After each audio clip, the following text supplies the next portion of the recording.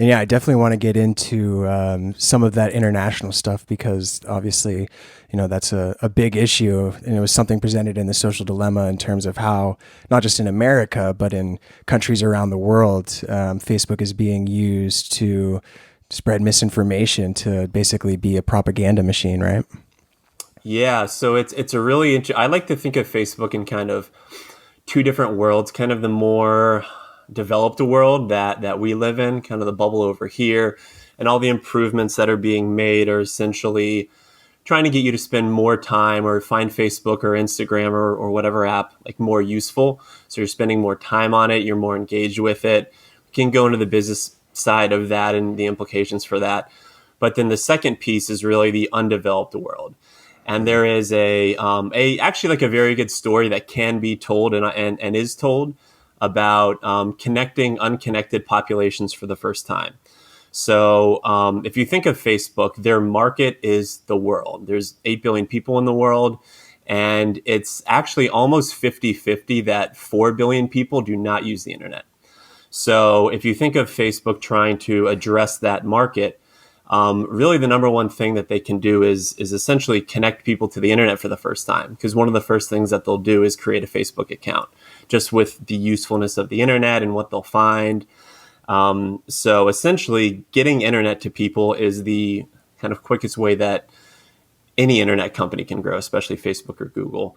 So there's lots of different kind of ways to do that. And a lot of it has to do with working with telco companies, telecom companies, and building out programs that make it either more affordable or easier to get online for the first time.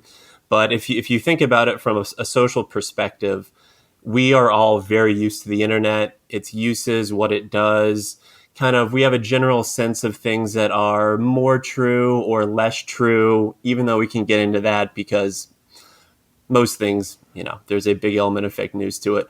But Yeah. put yourself in the shoes of someone who has never used the internet before, who has never touched a screen before, who the only world that they know is the kind of city, let's say rural Bangladesh, and you live in a small town, and there are livestock and animals that you grew up with, and most of the people around you.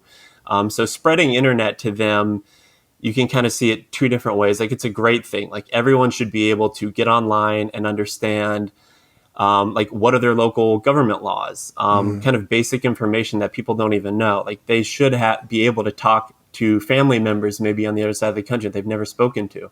So that's a really great thing. So I think the incremental benefits of basically increasing internet penetration to emerging markets are much greater than the incremental benefits of like building cool new sticky tools in the developed world that we live in. But then the other piece for the underdeveloped world is, so what are the negative consequences of suddenly giving someone access to all this information who has had zero ramp up period and doesn't really understand the implications of what is true, what isn't true.